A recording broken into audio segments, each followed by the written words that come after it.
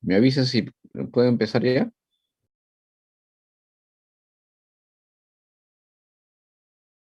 ¿Ya están de regreso? Me Hola, imagino doctor, que ya estamos. sí, aquí estamos. Listo, entonces voy a compartir pantalla.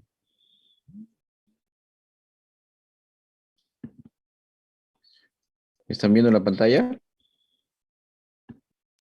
Sí, Sí, doctor. doctor. Ok.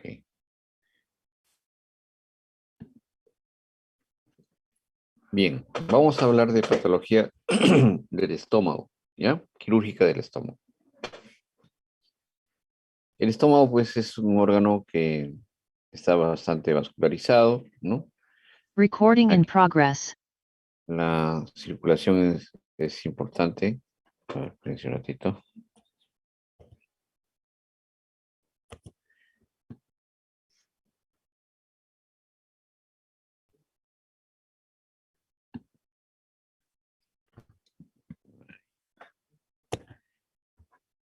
Entendido. Bien. Y acá también. Bien, listo. La circulación generalmente parte del tronco celíaco, hay la gástrica izquierda y la arteria hepática. Ambos dan una circulación en la curvatura menor del estómago.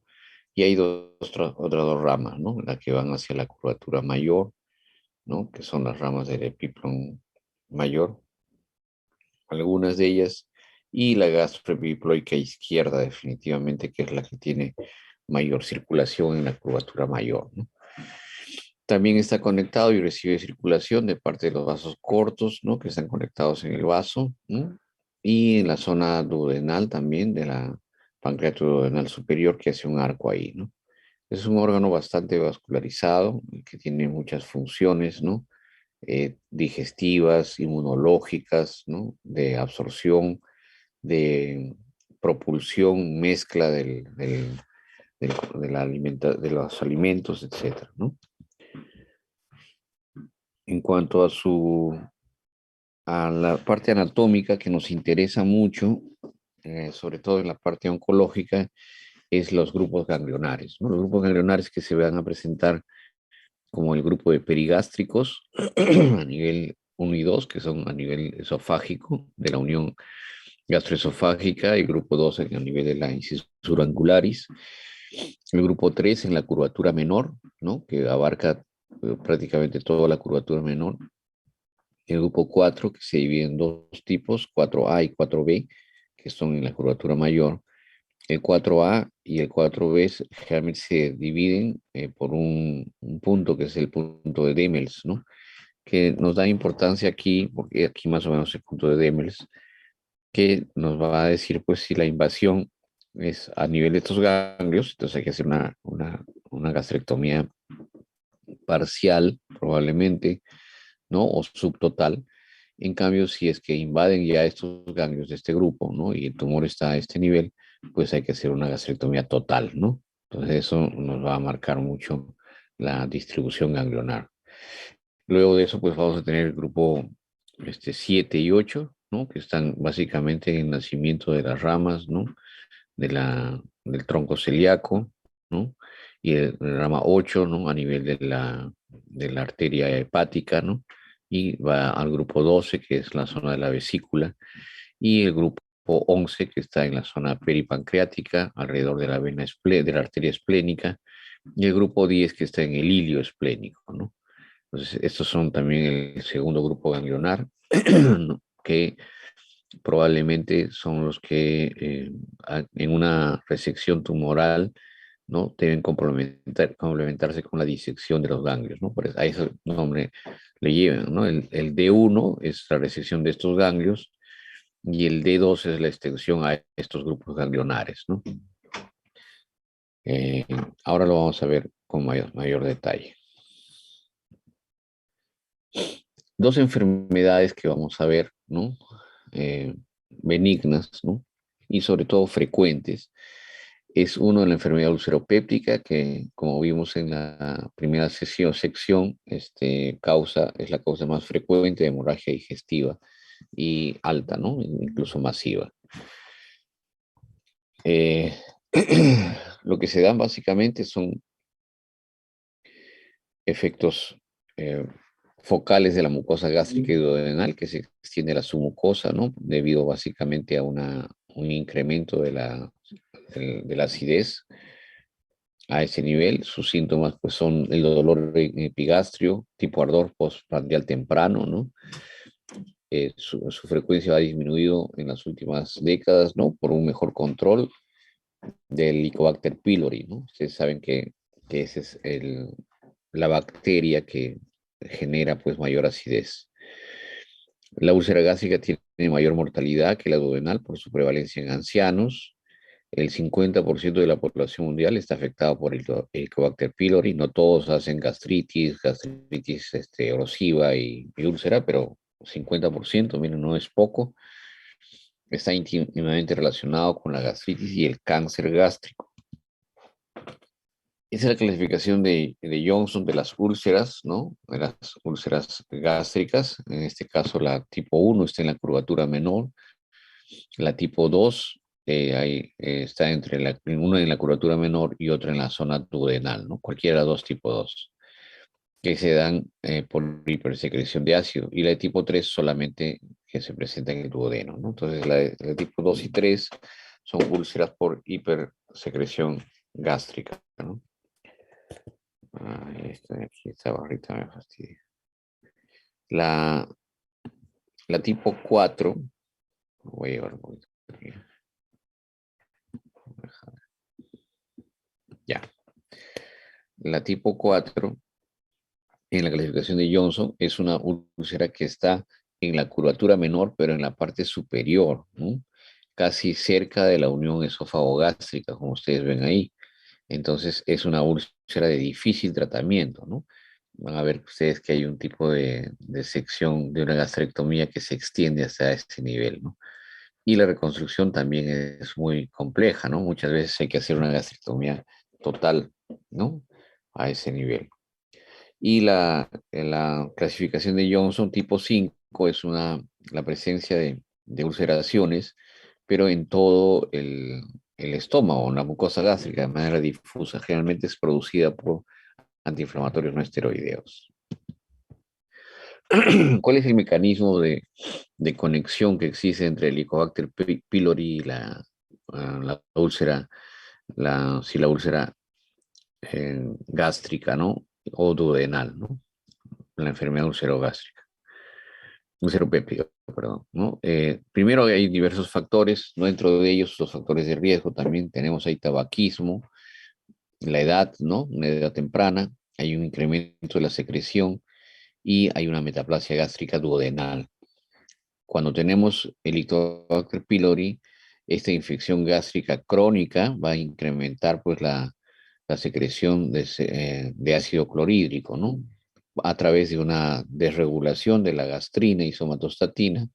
La somatostatina inhibe y la gastrina estimula, y esto pues va a llegar además una colonización a nivel duodenal de la bacteria, disminuyendo el bicarbonato, incrementando pues la duodenitis, la inflamación. Todo esto lleva a una úlcera, ¿no? Entonces hay un doble mecanismo ahí. Definitivamente el Helicobacter pylori va a potenciar todos los mecanismos, ¿no? Ese es el tratamiento. Como veríamos la úlcera tipo 1 o 2 de Johnson, ¿no?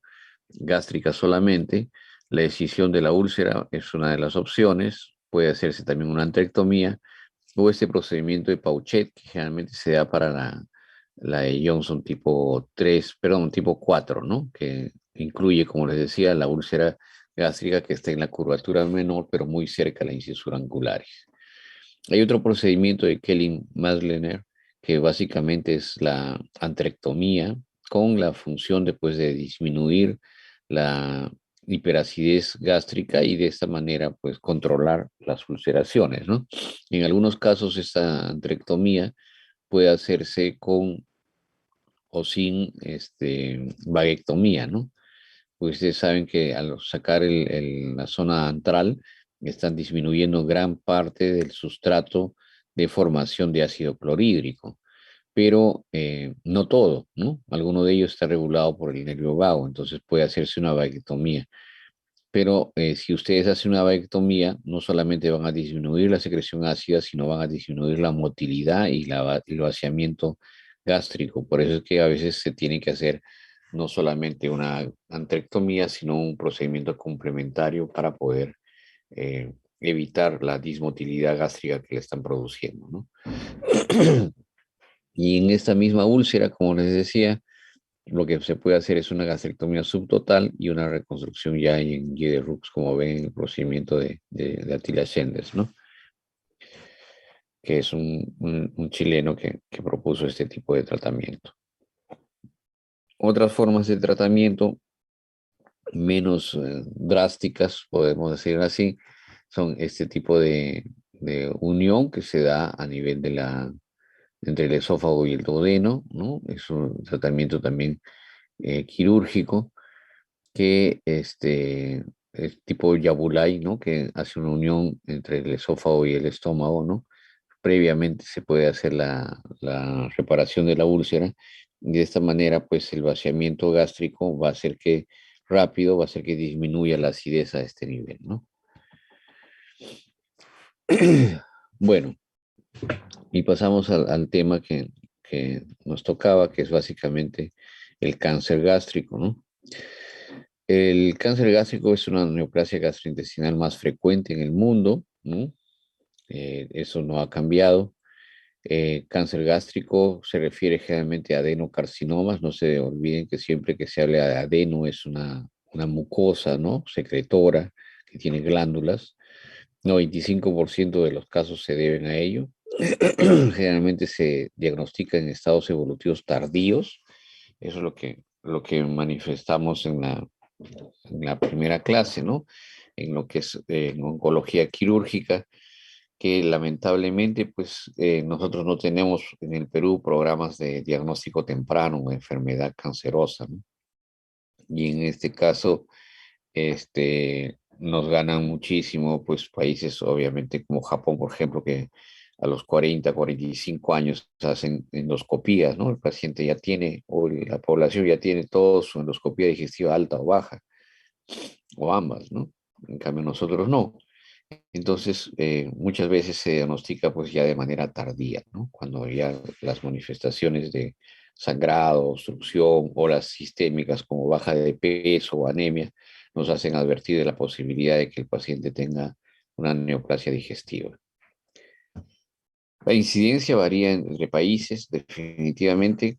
eh, por alguna razón, muy probablemente por el tipo de alimentación o el acceso a alimentación con sal, ¿no? Los países que son de costa tienen más frecuencia de este cáncer gástrico, pero también las infecciones que se dan por Helicobacter pylori, ¿no?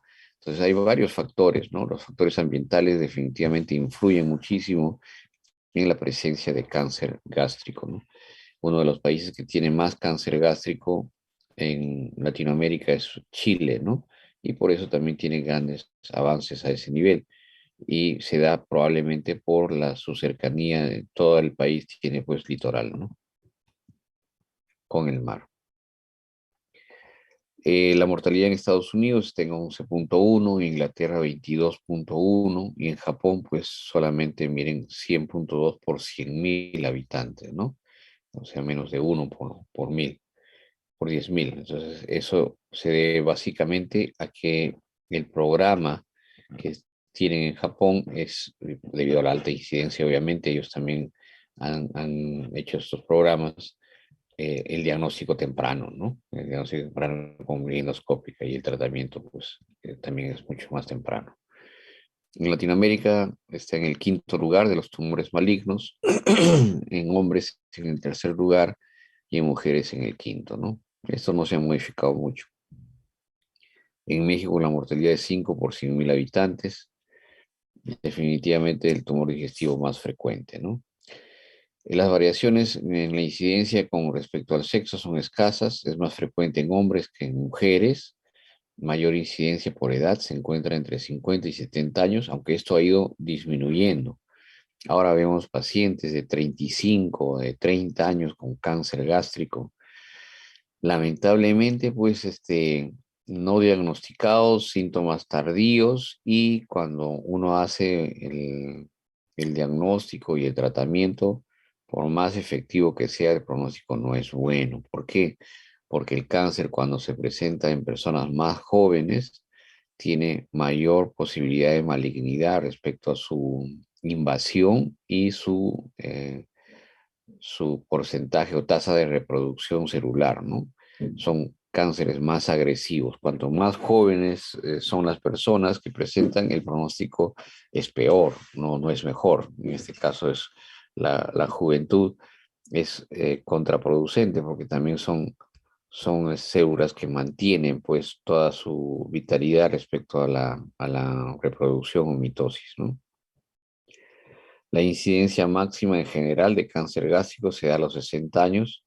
Es raro antes de los 30, sí, pero ahora vemos con más frecuencia, ¿no? No sabemos exactamente qué factores están influyendo epidemiológicamente, pero muy probablemente es los factores ambientales, ¿no? Relacionados directamente con la dieta globalizada ya, en el caso de pues comida rápida, comida con alto contenido en grasas, ¿no? Y todo ello, ¿no? Procesadas, ¿no? Y con preservantes. El cáncer gástrico pues tiene factores precancerosos, los oncogenes, ¿no? Perdón, factores genéticos, los oncogenes, algunos cambios precancerosos, ¿no? Que se pueden dar por cirugías, por enfermedad ulceropéptica, o enfermedades gástricas que están relacionadas con ello, ¿no? Con daño de la mucosa, factores ambientales y el Helicobacter pylori, ¿no? Dentro de ello, de repente el que más influye y el que más debemos controlar con programas epidemiológicos de control de cáncer es básicamente los factores ambientales. Y ambientales no solamente quiere decir el medio ambiente, sino básicamente los que son externos, como la dieta, por ejemplo, ¿no? Se ha demostrado que en ciertas condiciones se asocia un mayor riesgo de cáncer gástrico, por ejemplo, anemia perniciosa o cirugía gástrica en procedimientos pues, que se han hecho y tienen ya un tiempo de duración más o menos largo, ¿no? Como gastrectomías, ¿no? O vagotomía con piroplastía. El mayor riesgo se da en trabajadores de minas de carbón, por ejemplo, trabajadores de caucho y procesamiento de madera, ¿no? Esto probablemente por algunas sustancias tóxicas que se derivan del, del contacto con las mismas, ¿no? Y van pues a un riesgo profesional. Y otro de las causas es que se da en estrato socioeconómico de los trabajadores, generalmente es bajo, y puede darse también por factores de alimentación, ¿no? Van sumando factores. Dentro de los factores carcinogénicos, ¿no? Genotípicos, existe pues el gen inactivo, genotipo inactivo de la enzima glutatión transferasa, que involucra procesos de toxificación, ¿no? Entonces, probablemente esta alteración también lleva a mayor riesgo de presentar enfermedad oncológica gástrica, ¿no? Y dieta es el factor principal, definitivamente, como les mencionaba. ¿Y cuál es una dieta de alto riesgo? Pues escasa cantidad de grasa y proteínas animales, alta cantidad de carbohidratos complejos, cereales, granos y abundante sal. Eso es una dieta que nos ayudaría, ¿no? Ahí hemos puesto dieta de alto riesgo, debería ser exactamente al revés, ¿no? Puede llevar pues incremento también la presencia de nitritos, ¿no? Las parrillas, ¿no? Y todo eso, pues no solamente tienen carne roja, ¿no? Carne con contenido grasa, ¿no? Grasa animal, sino que además también están expuestos al carbón y la formación de nitritos que se vuelven activos, ¿no?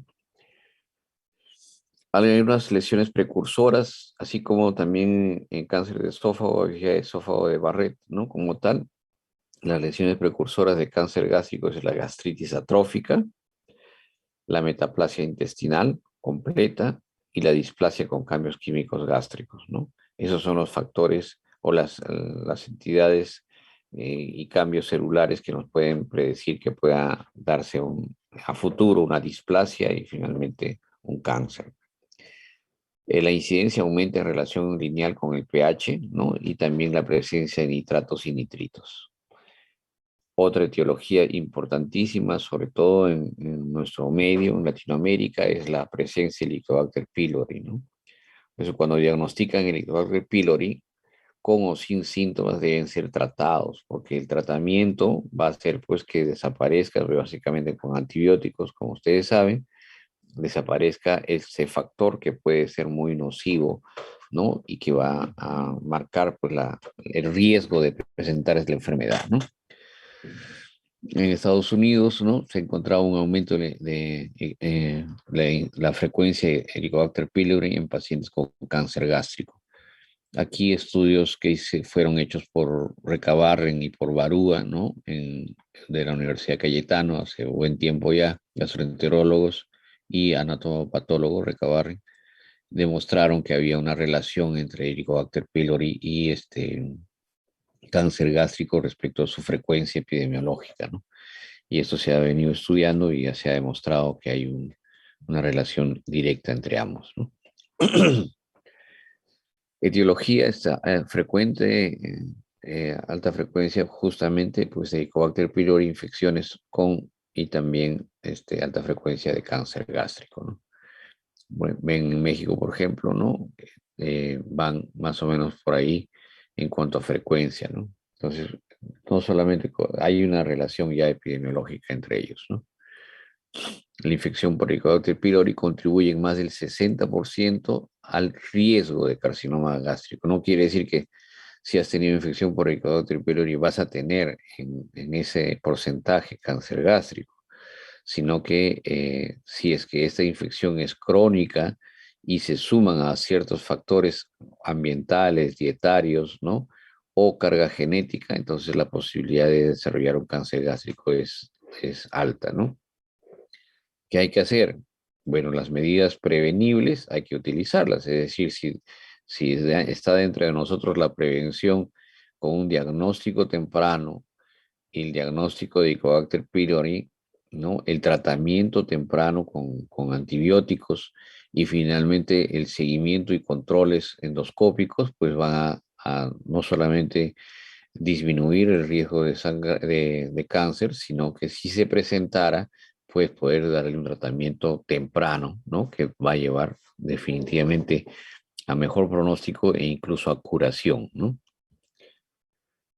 Aquí tenemos las relaciones que se establecen, ¿no? Hay un hospedador con secreción elevada de ácido, ¿no?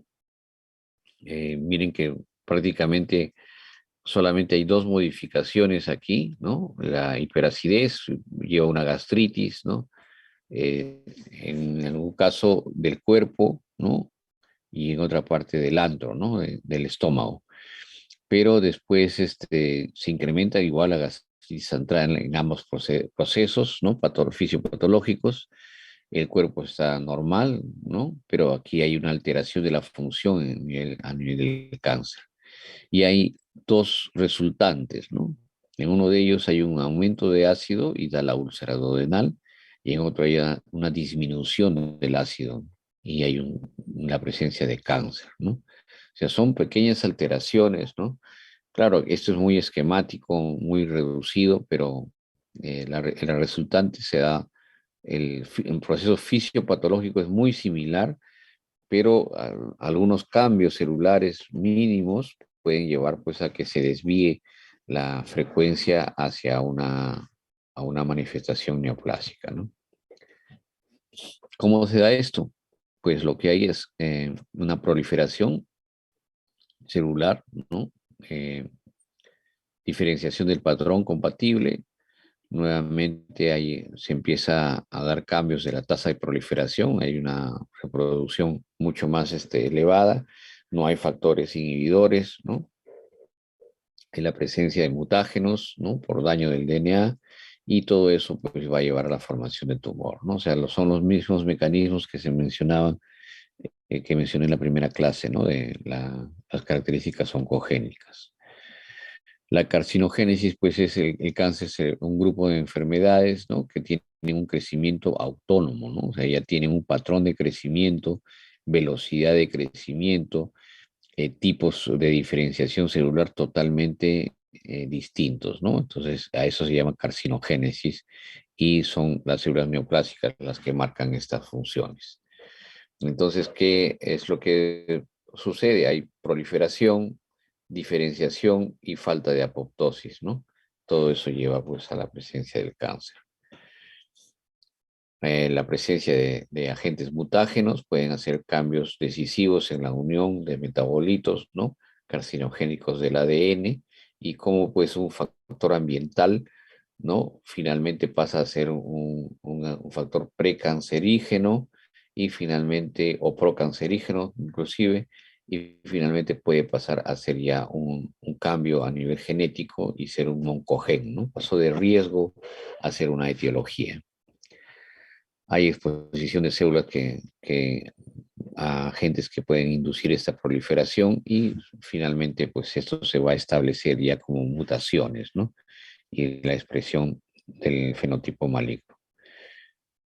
También existe la progresión que describe básicamente un crecimiento celular, ¿no?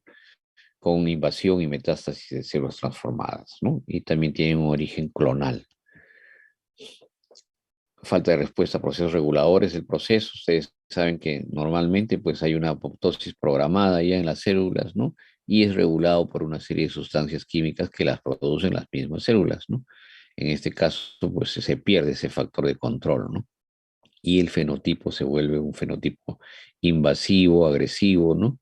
Y empieza a haber pues destrucción del tumor, ¿no? Que se trata del sistema inmunológico, pero muchas veces es vulnerado y ya pasa a otras etapas, ¿no? Pasamos de la displasia, que es alteración de la forma, ¿no? Y organización de las células, a la displasia leve, moderada y severa, ¿no? Que finalmente pues son estadios ya precancerosos, ¿no? Todo esto pues puede darse por también en la presencia como les decía, hiperacidez, ¿no? Y el Helicobacter pylori, ¿no? Las células displásicas mantienen cierto grado de control, pero luego de eso, pues ya se vuelve irreversible cuando hay factores inductores, ¿no?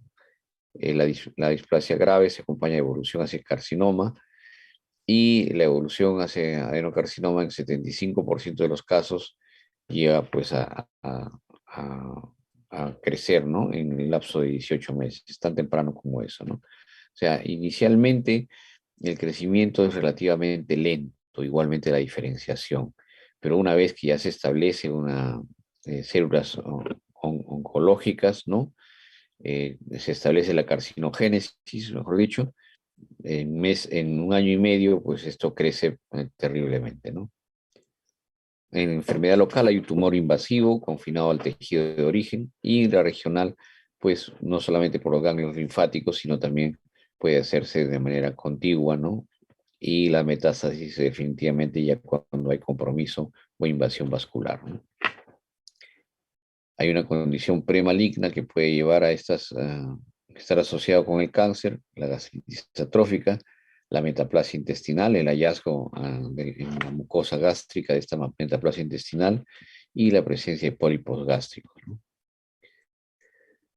Cuando hay un pólipo que este es hiperplásico, ¿no? Generalmente pues está asociado a gastritis, los bordes pueden ulcerarse, la incidencia es mayor a mayor edad y en la macroscopía generalmente los pólipos pueden ser sésiles, antrales y únicos, ¿no? Esos son los que generalmente llevan a malignidad. Los pólipos múltiples con pediculados y con ubicación a nivel de fondo gástrico o cuerpo gástrico tienen menos malignidad.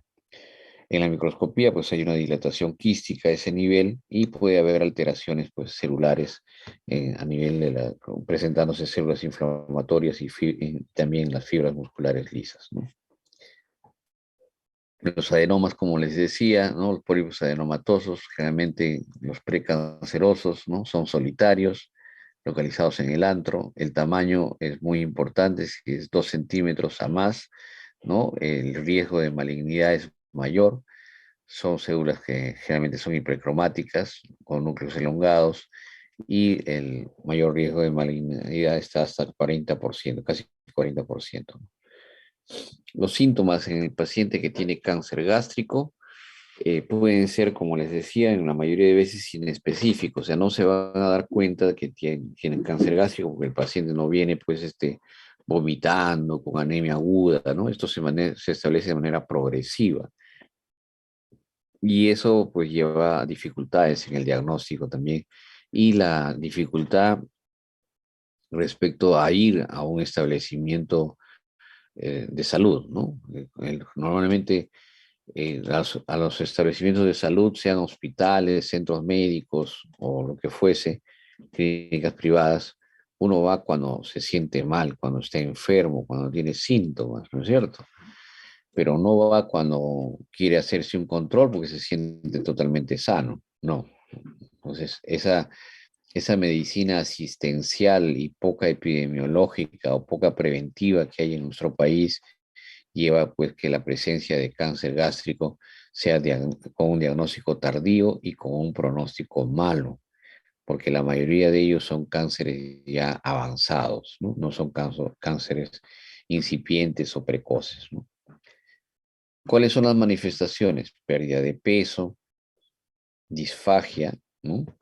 Dolor abdominal, dolor difuso, dolor torácico subesternal, sobre todo cuando es cáncer a nivel unión esofágico-gástrica, pérdida de apetito, vómitos, sensación de llenura precoz, ¿no? O plenitud postprandial, después de haber comido, se sienten que están llenos, y hemorragia digestiva alta, pero generalmente pues con niveles de hemoglobina limítrofes, ¿no?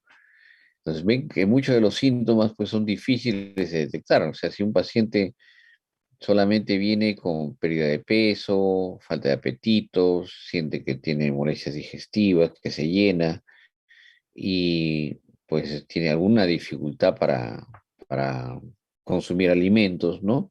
Entonces podemos catalogarlo como síntomas generales, ¿no? Digestivos.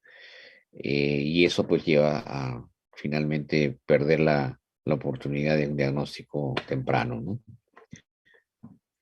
Tres patrones clínicos usuales: el inicio insidioso, que es el más frecuente, ¿no? Con lo que mencioné, otros con síntomas como iniciales como dolor epigástrico, anorexia, náuseas, pérdida ponderal y anemia rápida, ¿no?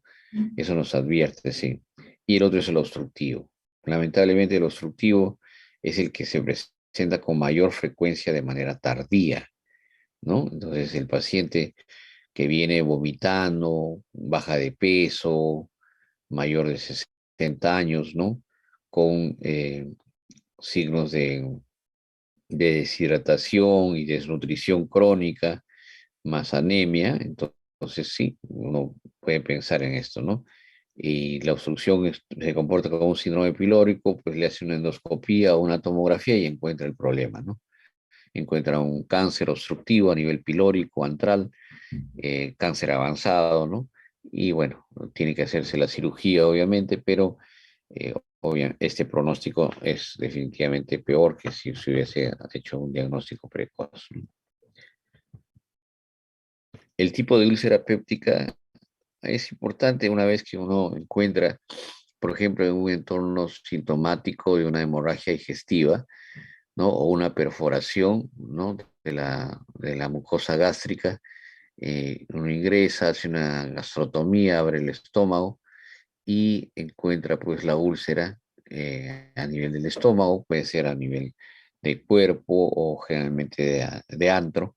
Entonces, las características de la úlcera nos pueden indicar si es que hay malignidad o no. De hecho, siempre se recomienda que toda úlcera complicada a nivel del estómago tiene que biopsiarse porque hay posibilidades de malignidad, ¿no? En cambio, la úlcera duodenal, no, la úlcera duodenal generalmente está asociada a hiperacidez gástrica, ¿no? Debido a enfermedad ulceropéptica, ¿no? Otros síntomas como la pirosis y la regurgitación también son importantes y a tomar en cuenta, ¿no? La caquexia, que es la desnutrición severa, una baja de peso severo, la presencia de masa epigástrica o signos tardíos como esto, ¿no? Como ascitis, adenopatía clavicular, ¿no? El ganglio de Virchow a nivel del lado izquierdo, ¿no? Subclavicular, o a nivel axilar, como el nodo Irish, nódulo umbilical, como los de el nódulo de la hermana María José, o hepatomegalia y masa tumoral a nivel del tracto rectal, ¿no? El signo el nódulo de Brunner, y todo, o el tumor de Krukenberg, ¿no? Con ovarios aumentados de tamaño, ya son manifestaciones mucho más tardías y de invasión y metástasis del cáncer gástrico, ¿no? Generalmente aquí ya no hay mucho que hacer, ¿no? De repente quimioterapia al inicio y después solamente medidas paliativas. Ya no hay que hacer más porque es un cáncer avanzado y terminal, ¿no? El diagnóstico, debemos establecer un diagnóstico temprano, exámenes sanguíneos. Perdón un ratito.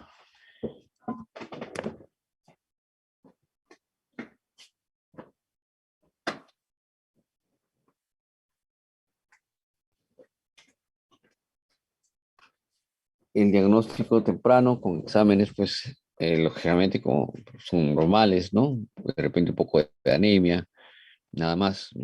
Debe hacerse un estudio doble contraste si es que la sospecha. Y toda tumoración de 5 a 10 milímetros se debe hacer una biopsia, ¿no? Aquí tenemos un estudio contrastado, ¿no? Donde se ve, pues, cambios de la motilidad. Aquí generalmente estos estudios lo hacemos por fluoroscopía, cambios dinámicos, pero las alteraciones de la motilidad y vaciamiento gástrico no pueden verse, generalmente se va moviendo el estómago, pero hay una zona que falta de movilidad, ¿no? Zona de rigidez, que se ve, en todas las placas se ve lo mismo, ¿no? Que esto de aquí no progresa y se queda básicamente estático, no hay una llenura, ¿no? Se llena y pues esto disminuye así. Entonces, y además se ve pues esta imagen de desfiladero, ¿no? A ese nivel, que no es otra cosa pues que un tumor ya a nivel antral, ¿no?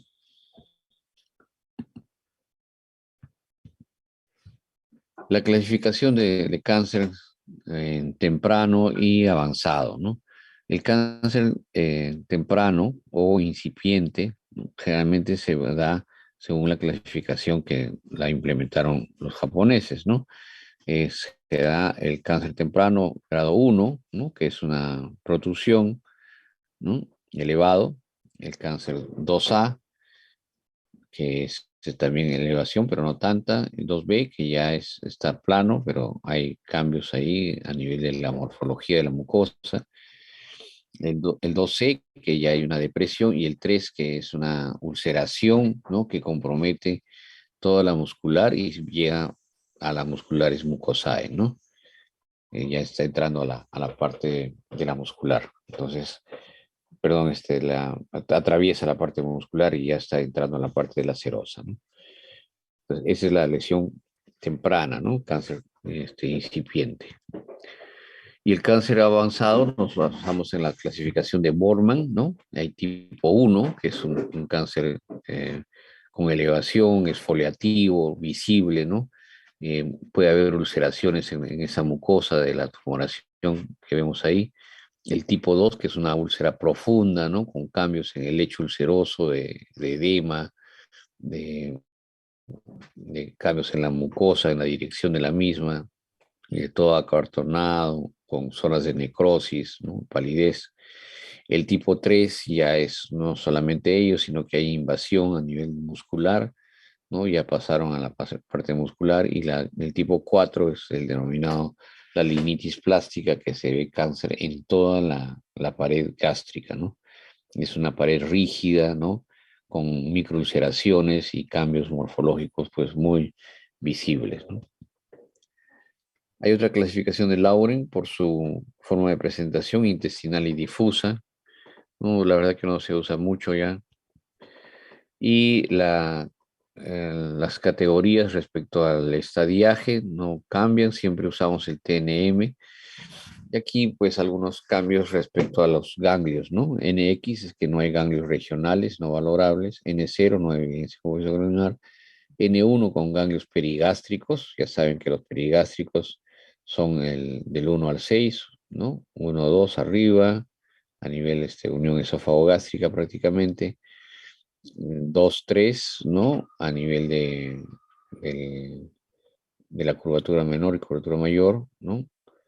Y, perdón, sí, claro. Y después están los ganglios a nivel 6, ¿no? Que son a nivel del prepilóricos, ¿no? En el 4 no se olviden la diferencia que hay en el 4A y 4B, ¿no? Que nos va a marcar en la curvatura mayor, nos va a marcar si es que hay necesidad de una gastrectomía total o subtotal o parcial. Y la metástasis a distancia, pues se va a establecer también el órgano más frecuentemente afectado es el hígado, ¿no? Y después vienen los pulmones, ¿no? Y después ya la zona más regional. También existe en cáncer gástrico, sobre todo, una invasión locorregional, ¿no? Que puede invadir por el crecimiento de tumor. Obviamente, esto es, atraviesa la serosa, o sea, llega a la serosa, es transmural, puede invadir la vesícula biliar, puede invadir el páncreas, ¿no? Y también es frecuente que se pueda tener esa invasión, ¿no? Más local que sistémica o metastásica. Ahí están las adenopatías regionales, ¿no? N0, no evidencia de compromiso. N1, metástasis del 1 al 6, que son los ganglios regionales perigástricos. N2, del 7 al 15, ¿no? Y ya revisamos cuál es el 7, el 8, el 12, el 10, ¿no? Y N3 cuando ya invade más de estos 15 ganglios, ¿no? Aquí tenemos la progresión de la enfermedad a nivel de la mucosa, submucosa, musculares propia y la serosa, ¿no? El cáncer pues se hace transmural, ¿no? La supervivencia está directamente relacionada con los estadios, ¿no? Estadios tempranos, la sobrevida es 50%. Miren, en estadio 1A, 1B, en estadio 2 ya es 29% solamente la supervivencia. Y pues tenemos un tumor T1 y N2. Miren que el estadio 3, 3A y 3B no varía mucho en cuanto a la invasión ganglionar, ¿no? Pero cuando es N2, ya saben que son los ganglios de la segunda, no son los perigástricos, sino los que le siguen, ¿no es cierto?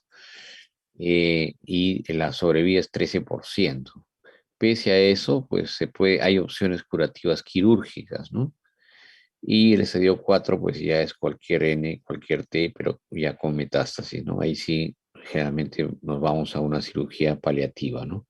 O resección, pero con fines paliativos, no curativos. El diagnóstico definitivamente lo va a establecer la endoscopía, es el diagnóstico temprano, precoz, y la medida de salud pública que tiene un buen concepto en cuanto a epidemiología es el diagnóstico endoscópico temprano, definitivamente, ¿no? Eso nos hace falta en nuestro país. Ven estas imágenes endoscópicas que ya están determinando, ¿no? Detectando, pues, no una tumoración, sino cambios a nivel de la mucosa, ¿no? Y probablemente algunas ulceraciones, ¿no? Que puedan ser transmurales o profundas, ¿no? Entonces eso debe dar ya aviso de la posibilidad. Biopsiarlo, si sale positivo, pues el tratamiento quirúrgico y complementario con quimioterapia. No llegar a estos estados, ¿no? Es un tumor sangrante, ulcerado, ¿no? Que está cubriendo toda la luz, entonces definitivamente es un tumor gástrico, ¿no? Entonces aquí, bueno, la biopsia no nos va a ayudar mucho, hay que hacer la gastrectomía de una vez, pero el pronóstico es muy malo, ¿no? Peor todavía, ¿no? Donde se ve un lago mucoso y zonas de necrosis ya de la mucosa. Eso quiere decir, pues, que ha invadido tanto el tumor que ya ha causado, pues, isquemia de la mucosa, ¿no? Es un tumor que muchas veces ya es intratable. Entonces, el diagnóstico y también la predictividad va a hacerse con la tomografía. Actualmente es importantísimo hacer una tomografía contrastada en caso de cáncer gástrico, no solamente nos va a establecer el estadiaje, sino también la invasión a otros órganos y la presencia de ganglios, ¿no? Entonces nos ayuda muchísimo la tomografía para hacer un diseño de la cirugía. La endoscopía, el ultrasonido, la ecografía endoscópica también es importante, pero sobre todo en estadios tempranos, ¿no? Y en ubicaciones en las cuales, pues, nos hace pensar de que podría tener otra etiología o estar invadiendo algunos órganos o ganglios, ¿no? Entonces ahí sí nos ayuda la, la ecografía endoscópica para poder hacer el diagnóstico, ¿no? Y también lesiones incipientes para ver si es que hay invasión transmural, ¿no?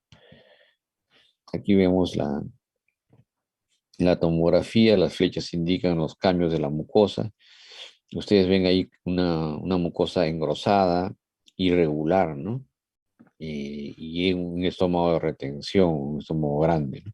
Entonces todo eso nos puede estar indicando de manera indirecta ya, ¿no? De la presencia de las tumoraciones, ¿no? La mucosa gástrica, sobre todo en la pared, se ve pues muy, muy engrosada, ¿no?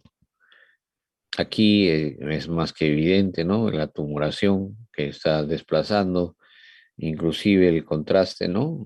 Y es un cáncer gástrico pues avanzado, ¿no? Ya de invasión transmural.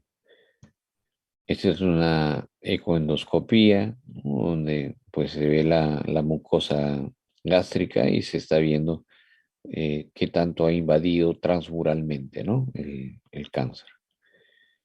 El diagnóstico se puede hacer por la laparoscopía también. No se olviden que esto se hace generalmente antes de planificar ya la cirugía resectiva. Hacemos una laparoscopía para determinar si es que hay carcinomatosis y también para comprobar el diagnóstico que tenemos, ¿no? Luego de eso ya se puede hacer y continuar el tratamiento laparoscópico, instalando otros puertos y hacer la resección del tumor y la, la disección de los ganglios hasta un D2, que es lo que se debe hacer ahora. No hay ventajas entre D2 y D3. Y la exactitud, pues, es importante en cuanto al diagnóstico, ¿no? La endoscopía de confluorescencia de imagen con espectroscopio, pues definitivamente ya nos va a dar un diagnóstico muy preciso y temprano. Marcadores que nos pueden ayudar en el diagnóstico y seguimiento del cáncer gástrico es el 19-9, el carcinoma embrionario, y de acuerdo a la concentración que se obtenga a nivel sérico, nos va a dar especificidad y sensibilidad sobre la tumoración. Hay que establecer el diagnóstico diferencial. Lo primero es con una úlcera benigna o péptica, con la presencia de pólipos gástricos, linfoma, sarcoma, tumores carcinoides y enfermedad de Menetrier. El tratamiento, luego de estadiar con la tomografía, se puede dar quimioterapia previa a la cirugía, si es que es el caso, ¿no? Y luego la piedra angular de tratamiento del cáncer gástrico es quirúrgico, ¿no? Hay que hacer la cirugía. Una resección completa, preveniendo la diseminación, aumentando la sobrevida y calidad de vida en el paciente, ¿no? Asegurar una adecuada nutrición. Si es que no se puede usar el intestino y el estómago precozmente, nutrición parenteral. Incluso ahora lo que se hace es nutrición parenteral preoperatoria. De 7 a 10 días antes se le da el tratamiento con nutrición parenteral y luego el paciente es operado, ¿no? Básicamente para mejorar su estado nutricional y de hidratación que pueda tener el paciente, ¿no? También evaluar el soporte social. Entonces, la escala es la siguiente. Primero se hace la resección quirúrgica, los tratamientos endoscópicos que pueden ser también importantes en respecto a los accesos, ¿no? Y luego la terapia adyuvante y finalmente pues una terapia paliativa, ¿no? Siempre la cirugía va a estar primero.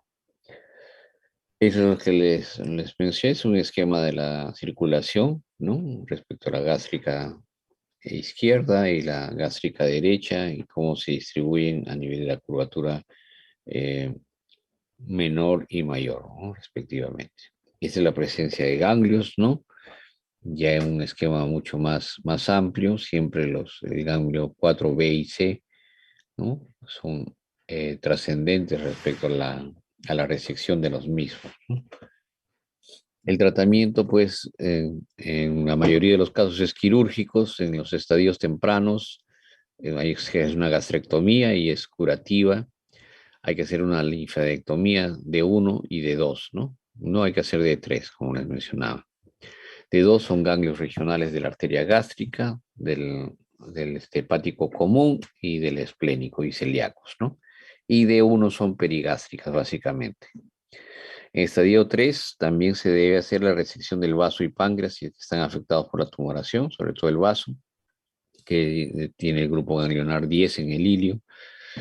Y estadio 4, pues no está indicado una cirugía radical, sino básicamente cirugía paliativa, si es que reúne las condiciones para lo mismo, para ese tipo de tratamiento, o si no, a veces no hay que hacer nada. Este es un tipo de gastrectomía, ¿no? Una gastrectomía subtotal, ¿no? Y lo que se hace es una reconstrucción que es la más frecuente ahora en IE de Rux, ¿no? Hay varios tipos de reconstrucción, la BIROD 1, que es la unión entre el estómago y el esófago, la BIROD 2, que es ese tipo de unión a nivel de, a ver, así, una gastroenteroanastomosis, ¿no?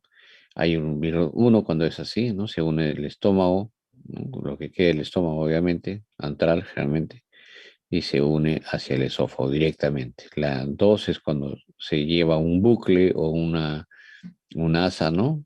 Y se hace la unión, ¿no? Puede ser, ese es el Biro 2.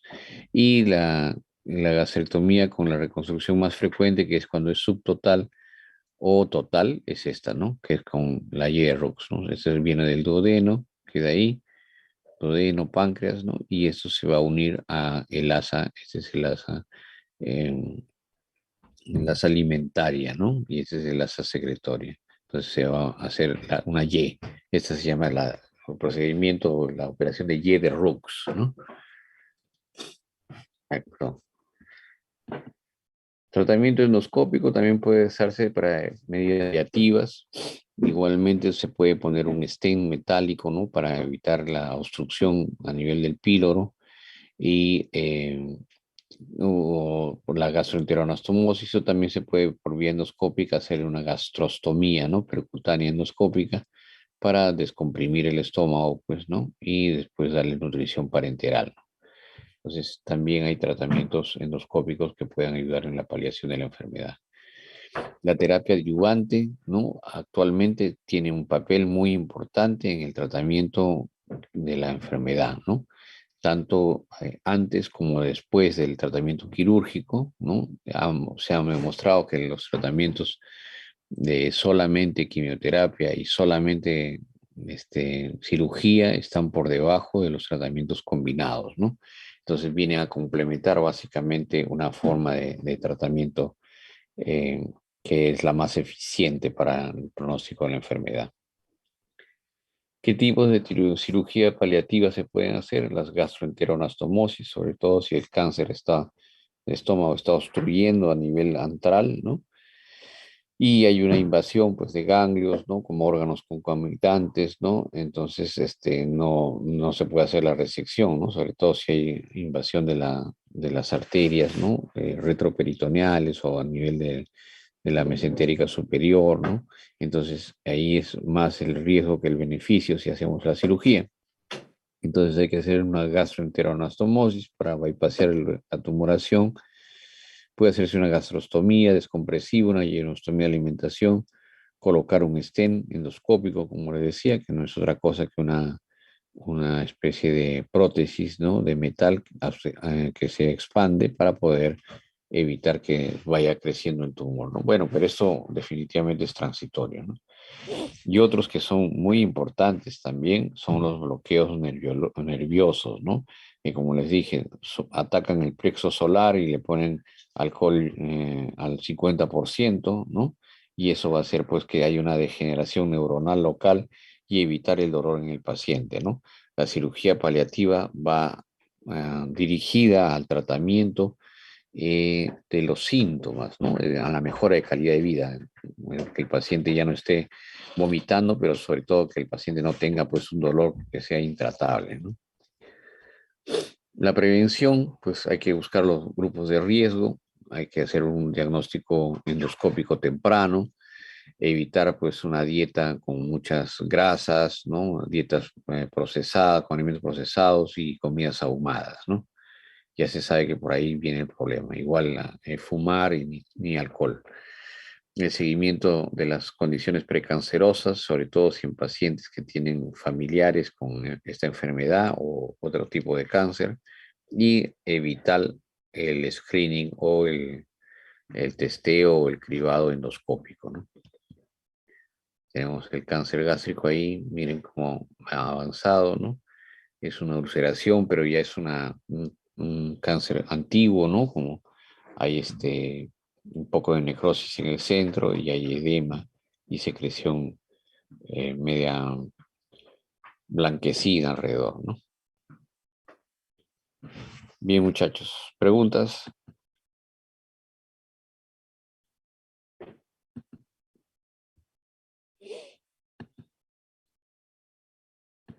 ¿Alguna pregunta? Doctor, ¿Todavía están ahí? Ya se yo tengo una fueron. pregunta, doctor. ¿Sí me escucha? Sí, te escucho. Sobre la cirugía en Y, creo, bueno, no me acuerdo cómo se llamaba, la cirugía en Y. Y de Hay Rux. Ajá. problema con cuando se consume la comida, el páncreas, o sea, hay un trozo de intestino ahí flotando, creo que es el duodeno. Entonces, el páncreas igualmente, bueno, bota la bilis. Sí, bota la bilis con el alimento porque está al otro lado. Claro. A ver, lo que se hace es, primero se saca del estómago total o parcialmente. Si es total, solamente te queda el esófago. Y si es subtotal o parcial, ¿no? Te queda parte del estómago, también con un puché o una bolsita o un muñón, ¿no? Entonces, lo que se hace es, y abajo te queda el duodeno solamente, ¿sí? El duodeno cerrado. Pero el duodeno que está cerrado está recogiendo, ¿no? Pese a que la resección se ha hecho, pues, a nivel del píloro, ¿no? En la primera porción del duodeno, es en la segunda porción donde llega pues la bilis y el jugo pancreático, ¿no? Ahí es donde está llegando la bilis y el jugo pancreático. Entonces, eso no se toca, eso queda igual. Ese es el marco pancreático, ¿no? Y recoge ahí también la bilis y el jugo pancreático. Y eso se conecta a una asa que elevamos, ¿no? O sea, se secciona el intestino y se lleva una asa. A ver, voy a ver si les puedo hacer un dibujito para que se entienda mejor la Y de Rux.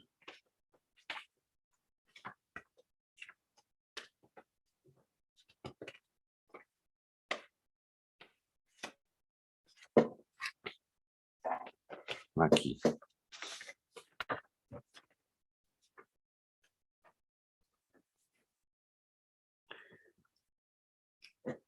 Con este. A ver. Ahí lo ven, ¿no es cierto? A ver, vamos a acercarme un poquitico. Sí, doctor. Ahí.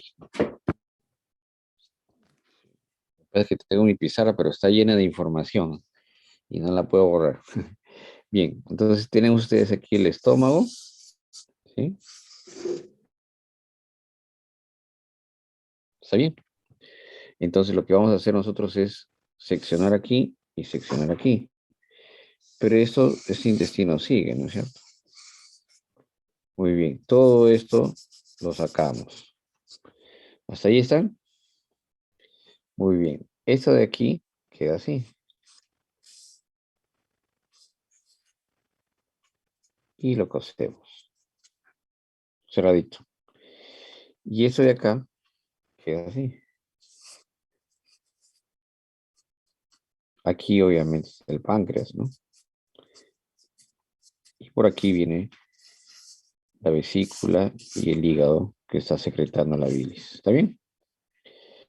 Entonces, esa es la segunda porción del duodeno y esto de aquí es el estómago en la parte de del, del fondo gástrico o a veces incluso del esófago, ¿no? Solamente hasta aquí, es lo único que queda. Entonces, ¿qué hacemos? En la parte inferior, esto de aquí sigue, ¿no? Y aquí lo seccionamos, aquí cortamos el intestino. De tal manera que este intestino que queda hacia abajo, lo vamos a subir, ¿ya? Este intestino de aquí, lo subimos así.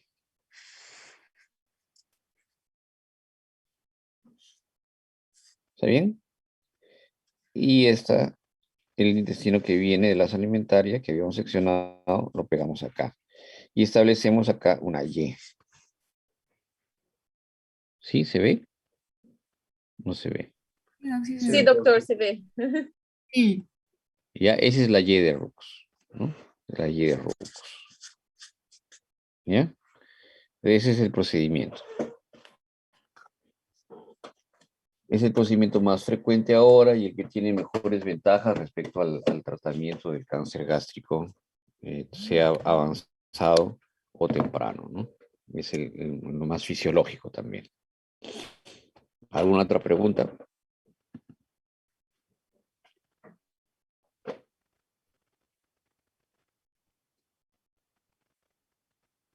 No. Entonces, estamos terminando justo, ya ves, faltan 2 minuticos, 15 minutos antes, ¿ya? Entonces, los miércoles vamos a hacer así, al menos estos 2 miércoles para aprovechar algo de las prácticas, pues. Si no, no vamos a tener ninguna experiencia. Ah, gracias por eso, doctor. Bueno, pero muchas gracias. Gracias, doctor. Listo, entonces ya saben que estas primeras semanas es todo lo que es esófago, estómago, ¿no? La segunda semana que viene lo que es colon, ¿no? Y termina con la zona de recto, todo lo que es digestivo. Y terminando las 2 semanas viene un examen, ¿no? Que es de patología digestiva. ¿Está bien? Las clases están colgadas todas, las que acabo de dictar, en el Patmos, ¿ya? Si Está bien, necesitan doctor. alguna información adicional, igual me escriben o tienen mi correo, ¿no? ¿O no? Bueno, se los doy, ¿ya?